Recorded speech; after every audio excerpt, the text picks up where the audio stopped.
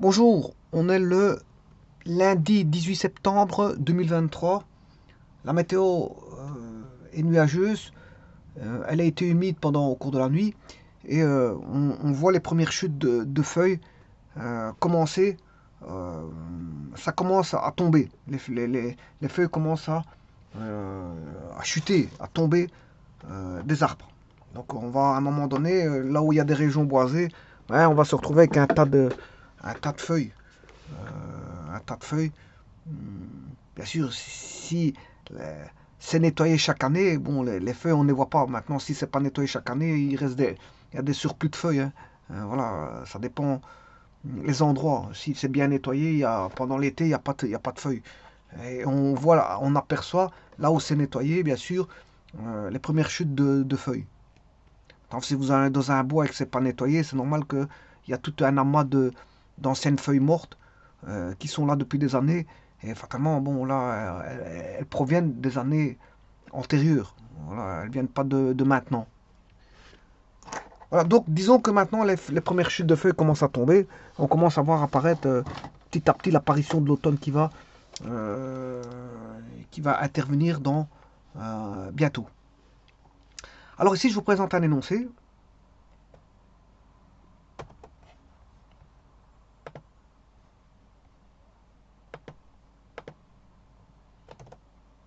Alors, deux trains roulant sur des voies parallèles se dirigent l'un vers l'autre, l'un vers l'autre. L'un passe à Tournai, voilà, Tournai qui est une ville de Belgique bien sûr, près de la France, à la vitesse de constante de 40 km/h. Bon, donc ça veut dire qu'il va lentement, hein. C'est pas un train qui est hyper rapide, il va très lentement. D'ailleurs, à vélo, on peut atteindre les 40 km/h. Bon, autant aller à vélo, parce que ce train-là va très, très lentement. Et l'autre passe à Mons à 9h30 à la vitesse constante de 60 km/h. Bon, 60 km/h, bon, c'est que 20 km/h en plus que soit 40. Donc il est lancé, hein. Mais malgré tout, il est plus rapide que le tournet enfin, que le train qui passe à tourner. Si la distance Mons-Tournai vaut 50 km, où et quand ces deux trains se rencontreront-ils? Attention que ça c'est une question. Donc je vais mettre petit a. Petit b, déterminer graphiquement la distance séparant les deux trains à 10 heures.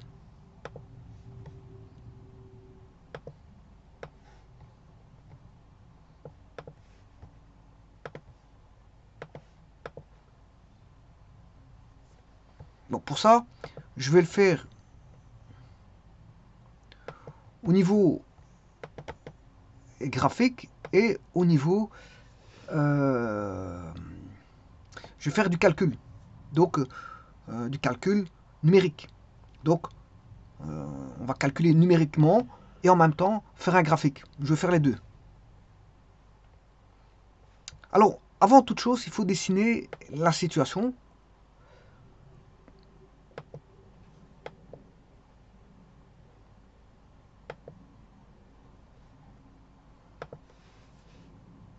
La situation est la suivante. Il y a deux villes. Donc ça c'est je vais faire la situation positionnelle. La situation positionnelle d'espace, hein, c'est la situation positionnelle au niveau de l'espace. Positionnelle. Bon, comme il y a deux mobiles, tout d'abord un train 1. Bien sûr, on ne sait pas où ce qu'il est ce train-là. Ce train-là, on ne sait pas où ce qu'il est. Alors supposons que je fasse ceci.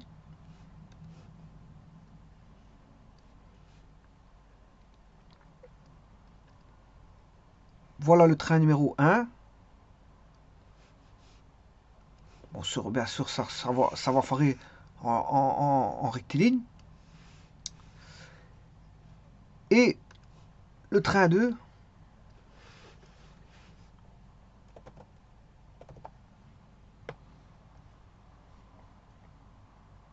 voilà, qui est sur une seconde voie rectiligne parallèle. Alors, ils vont en sens contraire. Alors, les problèmes, vous aurez compris que c'est un problème de cinématique, hein. Parce que bon, quand on voit le problème, bah, deux trains, c'est des mobiles. Les mobiles, c'est tout simplement ces deux trains. Ils roulent, ça roule sur quelque chose. Donc ici, c'est des voies ferrées, sur des voies parallèles qui sont rectilignes, séparées. L'un va à gauche et l'autre à droite. Se dirigent l'un vers l'autre. Donc c'est-à-dire qu'ils sont en contresens. L'un d'eux passe à tourner à 9 heures à la vitesse constante de 40 km/h. Et l'autre, il passe à Mons à 9h30 à la vitesse de 60 km/h. C'est-à-dire que la situation positionnelle, au niveau temporel, la situation positionnelle et temporelle, on va dire, situation positionnelle et situation temporelle, ben, le train T1, il passe à 9 heures, voilà, à la gare de Tournai. À 9 heures, il est à Tournai. Bon, ça c'est pour l'un d'eux, je suppose que c'est le train 1. Le deuxième train, sa situation positionnelle est à Mons. Et le train T2, bien sûr, passe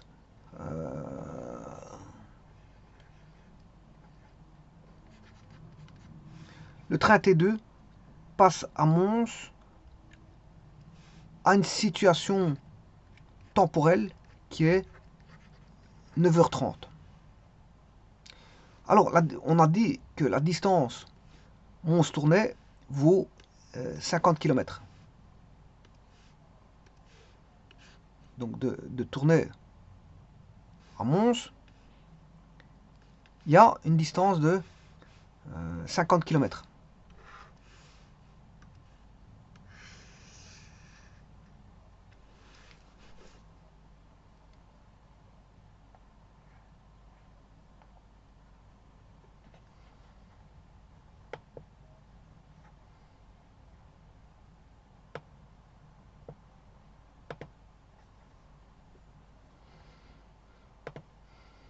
Je vais réduire un petit peu, hein, je vais faire un recadrage pour pouvoir mettre d'autres informations. Voilà. Donc on voit bien qu'il y en a un qui est à Tournai, il passe à Tournai à 9 heures. Je vais supposer que c'est quel train qui est à 9 heures? C'est le train T1. Le train T1 est quelque part avant Tournai, mais on sait bien qu'il passe à Tournai à 9 heures. Maintenant, on a un deuxième train que je vais appeler T2 qui est avant Mons, mais ce qu'on sait, c'est qu'il passe à Mons à 9h30.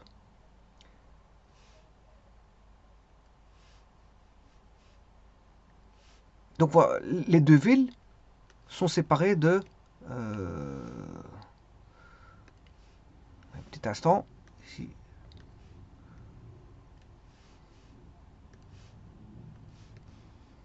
Voilà. Les deux villes sont séparées de 50 km.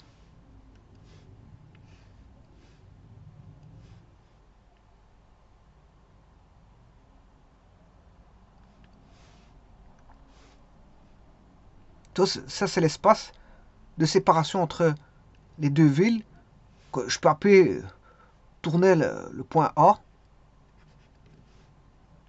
et Mons le point B.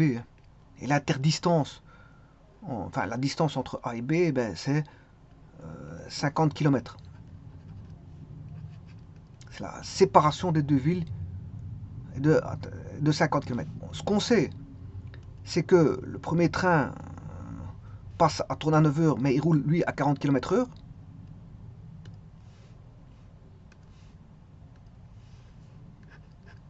Donc vitesse de T1 c'est 40 km/h et la vitesse de T2 est de 60 km/h.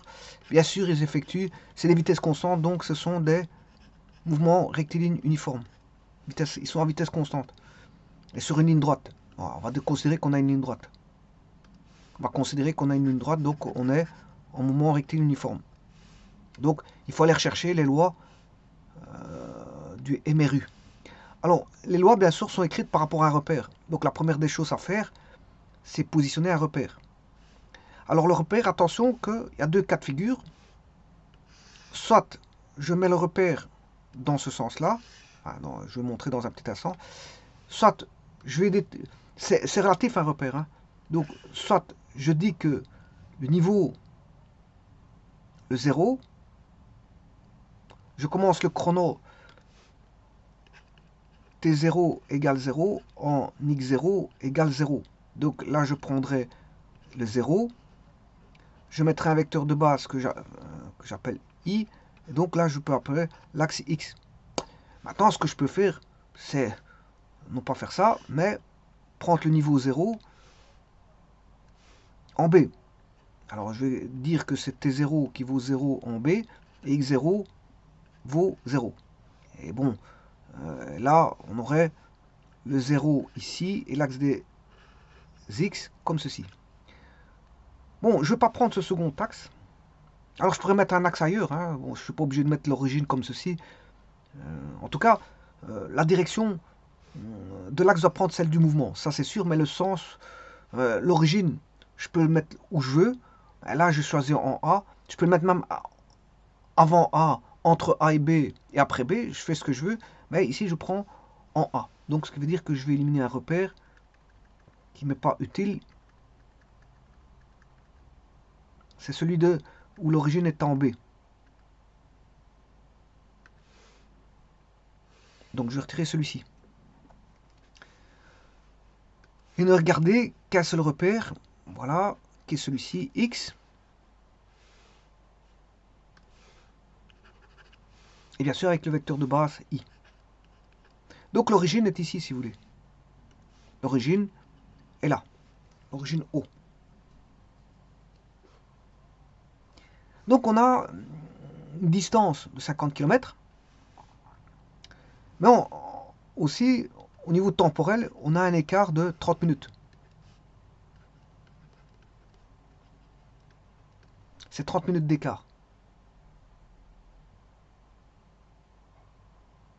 Bon, mais par rapport à ça, on peut établir les lois.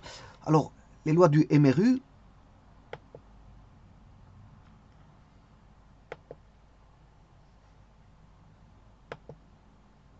Alors pour ça, je vais mettre un axe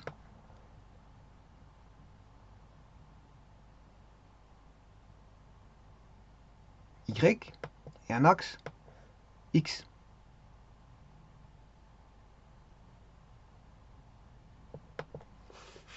Et donc, je peux avoir les lois de l'espace par rapport au temps.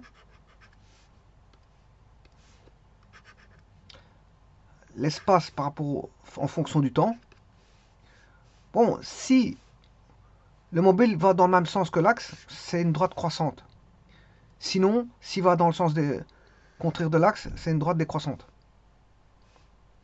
Voilà. Maintenant, pour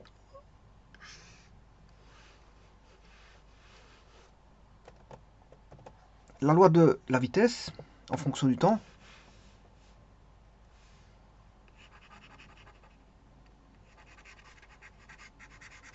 la vitesse est constante. La vitesse est constante. Alors si la vitesse est dans le même sens que l'axe, la vitesse est égale constante, mais elle est positive.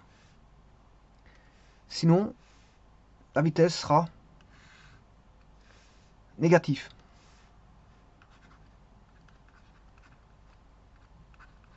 Alors on le voit ici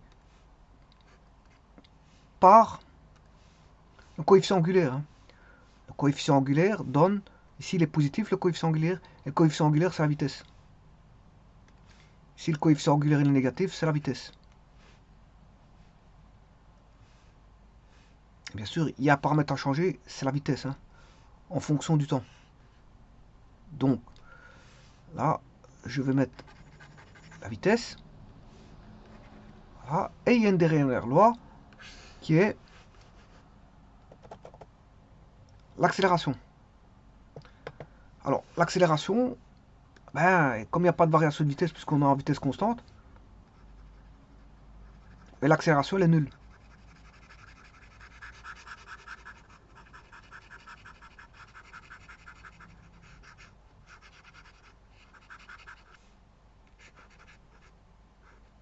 qu'on soit dans le sens positif ou négatif, enfin que le mobile aille dans le sens positif ou négatif, l'accélération est toujours nulle. Voilà, et donc ça c'est la loi du MRU.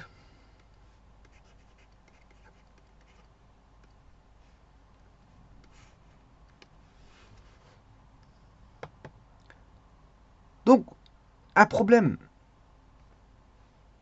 c'est bien un problème de cinématique. C'est un problème de cinématique où on a un mouvement qui est connu puisqu'il est rectiligne et uniforme. Et donc, ça a à voir avec un espace et un temps, avec l'espace-temps. Et que l'espace-temps, le rapport entre l'espace et le temps va donner, bien sûr, d'un mobile qui parcourt un certain espace par rapport à un temps donné, ben, ça va induire une vitesse au niveau du mobile. Bien sûr, c'est l'MRU, la loi d'un mobile. Hein. C'est un mobile. Et s'il n'y a pas de variation, s'il y a une ça induit, s'il y a des variations de vitesse, ça induit une accélération. Ben, ici, on a un MRU, donc il n'y a pas d'accélération. Voilà, donc en fait, on n'a que 3 paramètres à prendre en compte. Et connaître ces 3 paramètres, l'espace, le temps et la vitesse, c'est connaître, voilà, c'est connaître les paramètres cinématiques du mobile. Alors, la loi du MRU. Ben, vous avez vu tout à l'heure que c'était une droite au niveau de l'espace. C'est une droite. Croissante ou décroissante. Donc, la loi de l'espace en fonction du temps. Espace, fonction du temps. C'est x égale x0 plus v fois t. Bon, si maintenant x0 égale 0, ça c'est quand on a une position en t égale 0, on a une position originelle qui vaut 0. Et donc si x0 égale 0, on a x égale v fois t. La loi de la vitesse en fonction du temps, ben là la vitesse elle est constante, soit positive s'il va dans le même sens que l'axe, ou négative si elle va dans le sens contraire de l'axe.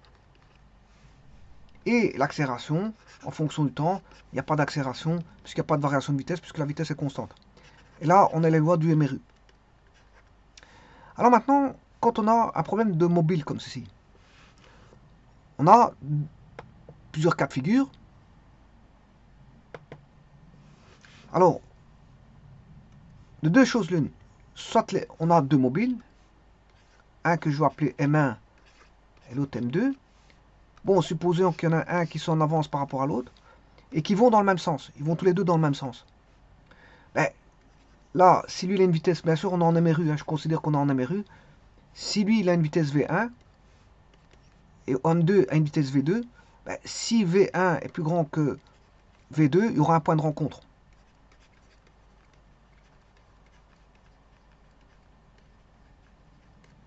Voilà, mais si V1 est plus petit que V2, il n'y a pas de rencontre. Plus petit ou égal. Hein. Il n'y aura pas de rencontre si c'est la vitesse V1 est plus petit ou égal à V2. Voilà, ça c'est un cas de figure en MRU de deux mobiles, un qui est en avance par rapport à l'autre. Donc un peut être en avance. Un mobile peut être en avance par rapport à l'autre. Et le mobile en arrière peut rattraper celui-là de l'avant pour autant que sa vitesse est plus grande que celle de celui qui se trouve à l'avant. C'est la seule condition pour qu'il puisse le rattraper. C'est qu'il adapte sa vitesse, donc il raccourcisse le temps de parcours en augmentant sa vitesse. Je vous rappelle que la vitesse, c'est tout simplement un rapport entre l'espace et le temps. Donc, augmenter le temps, c'est diminuer la vitesse, augmenter le temps de parcours. Par contre, diminuer le temps de parcours, c'est augmenter la vitesse. C'est juste un rapport. C'est inversement proportionnel, on va dire. La vitesse et le temps sont inversement proportionnels. Et donc, pour raccourcir le temps, ben, il faut adapter la vitesse, il faut augmenter sa vitesse. On va raccourcir le temps de parcours. Et donc si on raccourcit le temps de parcours, si celui de devant a un temps plus long que le temps de parcours de celui de derrière, ben, c'est normal que celui de derrière va rattraper celui de devant. Bon, ça c'est une chose. Et bien maintenant, je vais adapter un deuxième problème, toujours sur même direction, toujours avec deux mobiles, M1 et M2, mais cette fois-ci, on considère qu'ils vont dans des sens opposés. Et c'est le cas de figure ici. C'est le cas de figure ici. Et là, on aura une rencontre. À coup sûr, on aura une rencontre. À un moment donné, on aura une rencontre. Voilà. Que la vitesse soit petite ici, et petite là, ou grande ici, petite là, peu importe. Il y aura toujours une rencontre. Maintenant, un problème de cinématique, c'est de se dire où va se faire la rencontre. Où et quand. Donc, c'est-à-dire trouver l'espace et le temps de la rencontre. Bien sûr, en connaissant les vitesses des mobiles. Et c'est le cas ici. C'est le cas ici. On connaît les vitesses des mobiles. Euh, on connaît les vitesses des mobiles. Alors maintenant, le point de rencontre, il va se faire où? C'est ça le problème. Le problème, c'est de trouver où va se faire le point de rencontre. Sachant que on peut le déterminer exactement, justement par le calcul et graphiquement, mais on peut avoir une rencontre ici, avant A, entre A et B, et après B. Ah, tout dépend, ça dépend des valeurs. Ça dépend des valeurs. Alors, on sait bien que je vais établir maintenant les lois. Les lois du train 1, ben, le 0 est en A, c'est-à-dire à tourner. Et donc, comme il va à 40 km/h, que le x0 vaut 0, puisque autant t0, j'ai pris le repère en A. Or, le train 1 passe à tourner en A, en x0. Autant t0 égale x0. Donc, ça veut dire que la loi, elle est facile. Ici, du train 1, le train 1 aura pour loi, au niveau de l'espace, l'espace en fonction du temps, l'espace vaudra, que je vais appeler x, hein, l'espace ce sera x. X est égal à 40, c'est la vitesse, fois le temps. Bon, si je devais écrire l'équation d'une droite, c'est y égale 40x. Ça, c'est l'équation d'une droite, dans un repère xy. Ça, c'est dans un repère xy, mais là, c'est un repère xt. Eh bien, je vais tracer ça. Comment est cette loi? Bon, il faut que j'aille chercher GeoGebra, bien sûr, qui m'a pas qu'à ouvrir. Je sais pas, je comprends pas pourquoi il m'a pas ouvert GeoGebra.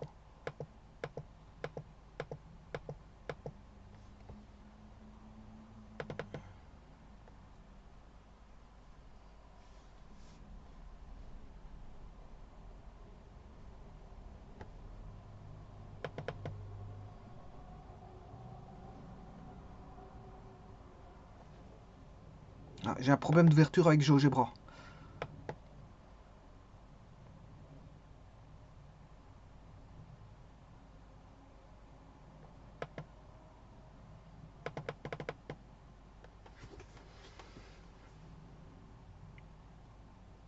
Enfin, je vais le faire sans GeoGebra et je résoudrai le problème de ce GeoGebra par après, parce qu'à mon avis, il n'ouvre pas GeoGebra. Donc, là, la loi, elle vaut 40x. Le train T2,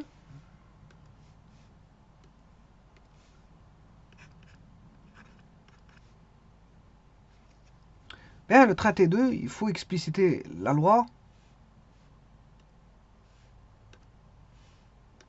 par rapport au graphique là qui est donné, donc au repère, par rapport au repère R.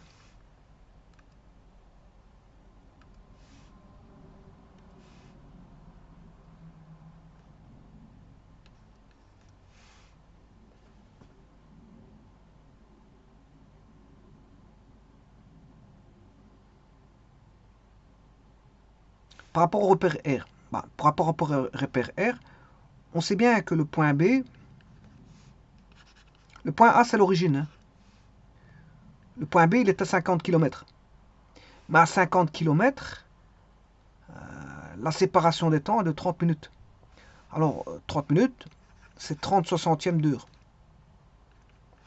Donc c'est une demi-heure. C'est 0,5 heures. Donc à 0,5 heures,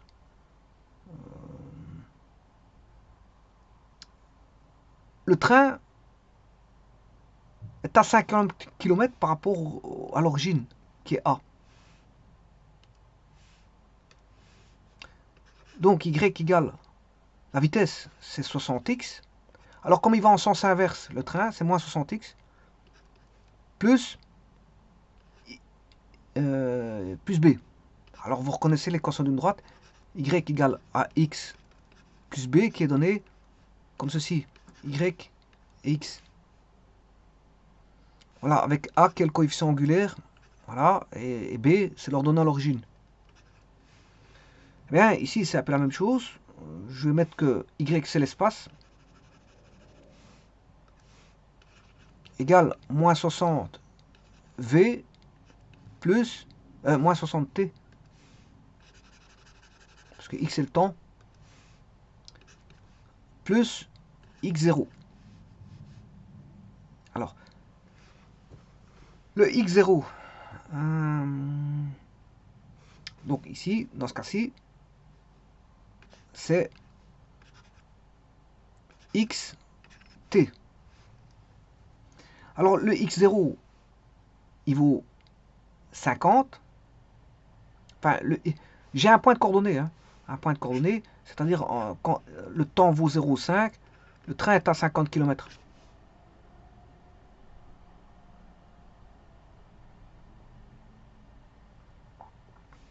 Donc, c'est-à-dire que si je mets un demi fois moins 60, plus t, c'est-à-dire plus 50, non, je m'excuse, 50, je peux trouver le b, l'ordonnée à l'origine, qui vaut x0. Alors de ça, je peux trouver 50 plus 60 divisé par 2, ça fait 30. x0 égale 80.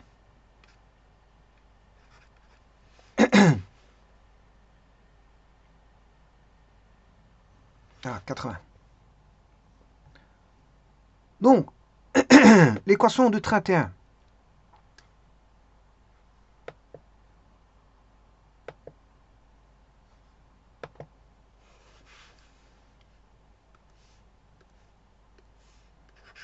C'est 40x. Et l'équation de train T2, c'est moins 60x plus 80. Et le point de rencontre, ben, c'est quand ils ont même position. Bon, ici, je vais mettre en fonction x en fonction de t, x en fonction de t.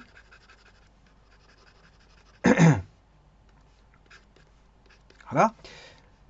Alors, le train xt1 est égal à, quand est-ce que xt1 égale xt2? C'est le point de rencontre, c'est-à-dire quand 40t égale moins 60t plus 80. Ce qui fait 100t égale 80, t égale 80 centièmes, ce qui fait 8 dixièmes, ce qui fait 0,8.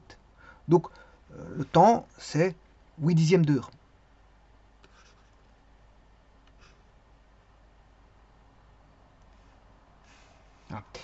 L'endroit, ben, je peux prendre un des deux. Bon, je vais prendre le premier. X égale 40 fois 0,8. C'est 40 fois 8 dixièmes. Ça fait à 32 km. Donc, 32 km, ben, par rapport au zéro, il faut aller chercher 32 km.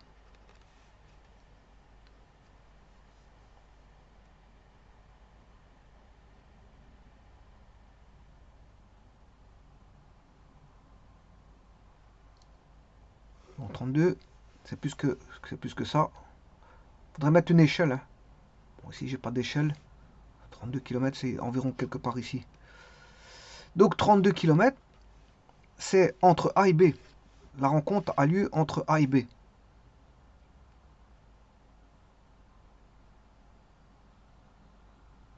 Alors, je vous rappelle que le trajet fait 30 minutes. Hein. Parce que si, maintenant, voilà, le trajet fait 30 minutes. Donc ici, la rencontre a lieu entre A et B. Elle n'aura pas lieu après B. Voilà, après B, elle n'aura pas lieu. C'est un peu normal qu'elle n'aura pas lieu après B. Parce que le train, pour parcourir 50 km, le train T1, pour parcourir 50 km, comme il va à 40 km/h,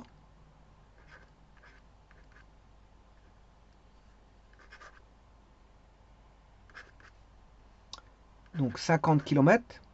Alors je vous rappelle que la vitesse est en km/h, le temps est en heure et l'espace est en kilomètres. Hein. Je travaille en km/h et le temps est en heure. Voilà, donc 50 km, la vitesse est de 40 km/h.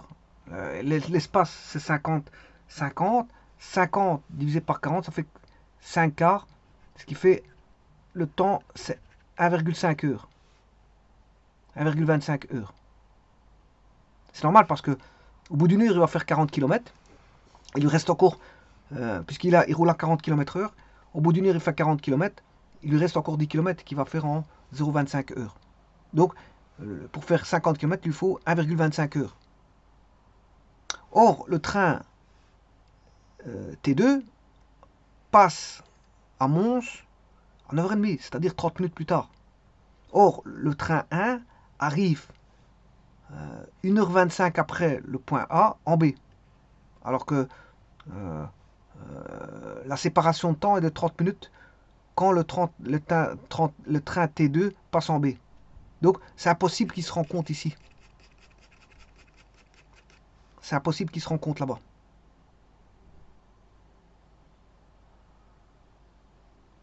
Alors, idem, la rencontre ici, avant A, est impossible parce que le train passe en A, train T1 passe à 9h, alors que l'autre, il n'est qu'à 9h30 en B. Donc, avant A, c'est impossible. Après B, c'est impossible. La rencontre ne peut avoir lieu que entre A et B. Et donc, là, la rencontre a lieu à 32 km à 9 dixièmes d'heure. Ouais, je crois que c'est ça. 8 dixièmes d'heure.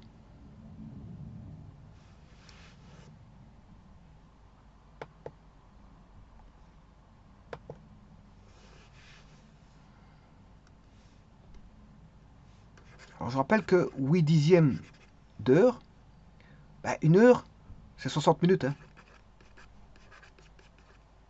Donc 6 x 8, 48. C'est 48 minutes.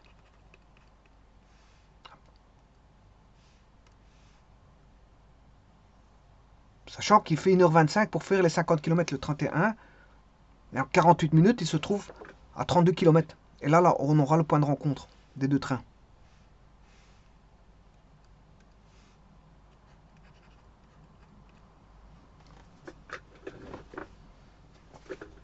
Bon, je vais arrêter la vidéo ici parce que j'ai un problème GeoGebra. Je vais le résoudre. Parce qu'il ne fonctionne plus mon GeoGebra. Donc je vais essayer de résoudre ça. Je vais faire une seconde partie pour faire la seconde question. Voilà, et faire la partie graphique pour mieux voir les choses. Donc il faut considérer les données, tout ce qui a été dit dans la vidéo 1. Et il y aura un complément dans la vidéo numéro 2 que je mettrai en lien. Parce que ici j'ai un problème GeoGebra. Je vous remercie.